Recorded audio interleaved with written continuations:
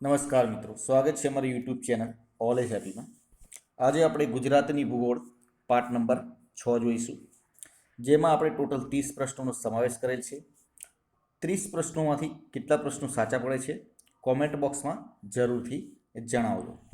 તો ચલો મિત્રો, શરૂઆત કરીએ. ગુજરાતની ભૂગોળ પાઠ નંબર 6, 145 નંબરનો ક્વેશ્ચન. ગોરખનાથનું શિખર ક્યાં આવેલું છે? તો ગોરખનાથનું શિખર ક્યાં આવેલું છે?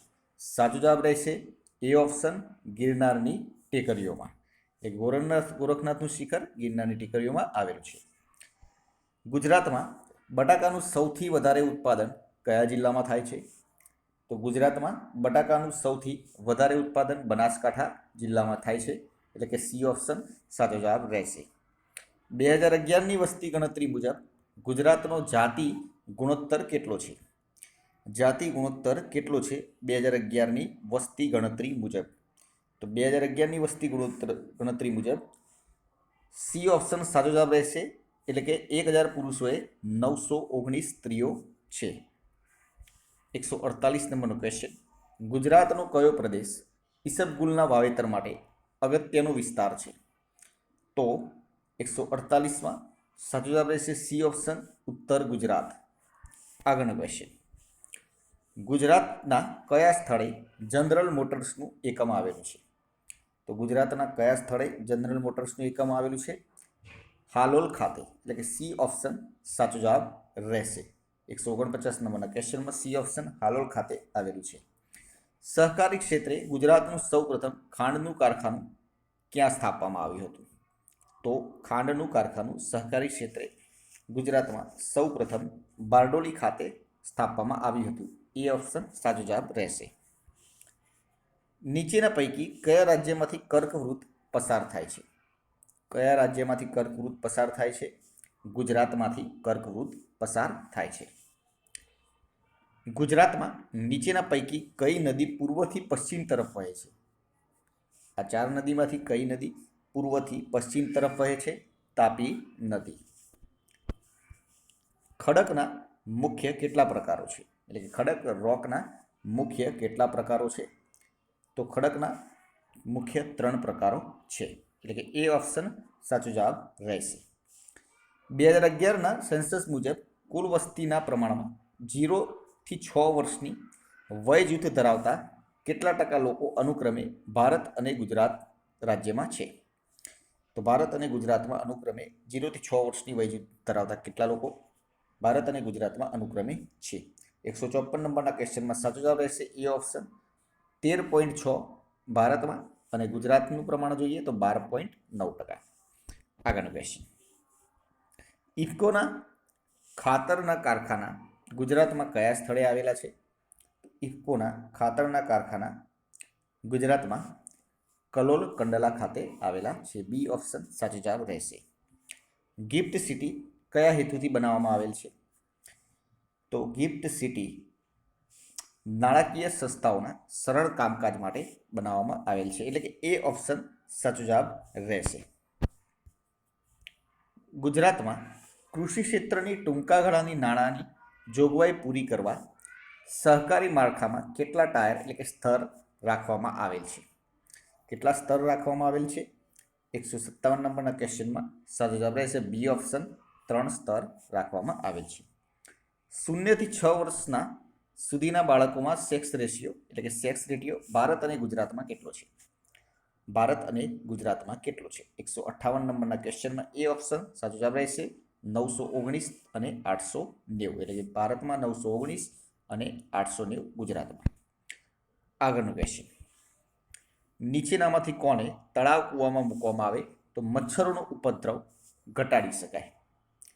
કોને મૂકવાથી મચ્છરોનો ઉપદ્રવ ઘટાડી શકાય છે? 159 નંબરના ક્વેશ્ચનમાં સી ઓપ્શન સાચો જવાબ રહેશે, એટલે કે ગમબુશિયા ફિશને મૂકવામાં આવે તો મચ્છરોનો ઉપદ્રવ ઘટાડી શકાય છે. ખદર અને બાંગર એ કયા પ્રકારની જમીન છે? તો ખદર અને બાંગર જે કાંપની જમીન છે, એટલે કે સી ઓપ્શન સાચો જવાબ રહેશે. ભારતમાં બાયોગેસના ઉત્પાદનમાં કયું રાજ્ય પ્રથમ ક્રમે છે? બાયોગેસના ઉત્પાદનમાં ગુજરાત રાજ્ય પ્રથમ ક્રમે છે. ડી ઓપ્શન સાચો જવાબ રહેશે.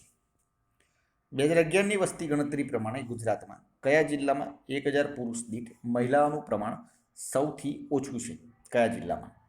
162 નંબરના ક્વેશ્ચનમાં ડી ઓપ્શન સાચો જવાબ રહેશે. સુરતમાં. 2011ની વસ્તી પ્રમાણે ગુજરાતનું સૌપ્રથમ ગોકુળ ગામ કયું છે? ગુજરાતનું સૌપ્રથમ ગોકુળ ગામ રાયસણ છે. એ ઓપ્શન સાચો જવાબ રહેશે. ગુજરાતનો ભૌગોલિક વિસ્તાર ખાલી જગ્યા ચોરસ કિલોમીટર છે. દરેક મિત્રોને ખ્યાલ જ હશે.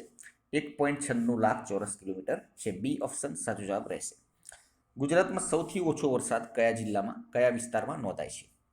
તો ગુજરાતમાં સૌથી ઓછો વરસાદ કચ્છમાં નોંધાય છે. એટલે કે ડી ઓપ્શન સાચો જવાબ રહેશે.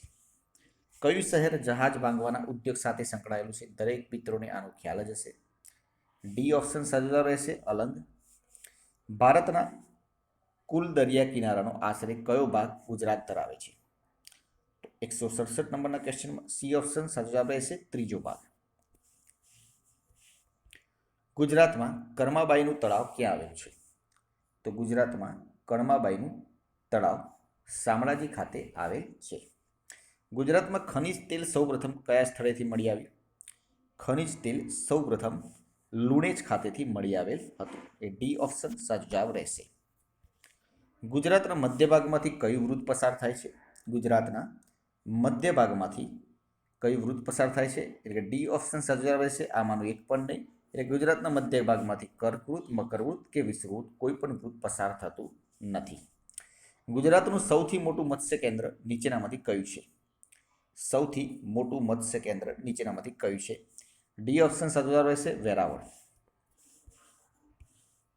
તાપીની દક્ષિણે ખાલી જગ્યા પર્વતમાળા શરૂ થાય છે. તાપીની દક્ષિણે સહ્યાદ્રી પર્વતમાળા શરૂ થાય છે. નીચેનામાંથી કઈ નદી કુંવારિકા ગણાય છે? તો 173 નંબરના ક્વેશ્ચનમાં સાચો જવાબ રહેશે. એ ઓપ્શન બનાસ નદી કુંવારિકા ગણાય છે. ગુજરાતમાં બટાકા સંશોધન કેન્દ્ર ક્યાં આવેલું છે? તો ગુજરાતમાં બટાકા સંશોધન કેન્દ્ર ડીસા ખાતે આવેલ છે. એટલે કે એ ઓપ્શન સાચો જવાબ રહેશે. એન્ડ લાસ્ટ, કયા વિહારધામને દરિયા કિનારો નથી? કયા વિહારધામને દરિયા કિનારો નથી? સાપુતારાની. એટલે કે ડી ઓપ્શન સાચો જવાબ રહેશે. મિત્રો, આ હતા આપણા 30 ક્વેશ્ચન. 30 ક્વેશ્ચનમાંથી કેટલા પ્રશ્નો સાચા પડ્યા કોમેન્ટ બોક્સમાં જરૂરથી જણાવજો. વિડીયો પસંદ આવે તો લાઇક કરી દેજો, પોતાના મિત્રો જોડે શેર કરી દેજો, ચેનલને સબસ્ક્રાઇબ કરી દેજો, જેથી કરીને આવનાર દરેક વિડીયોની નોટિફિકેશન આપને મળી રહે અને આપની તૈયારીમાં વધારો થઈ શકે. કાલે ફરીથી નવા વિડીયો સાથે મળીશું. જય હિન્દ, જય ભારત.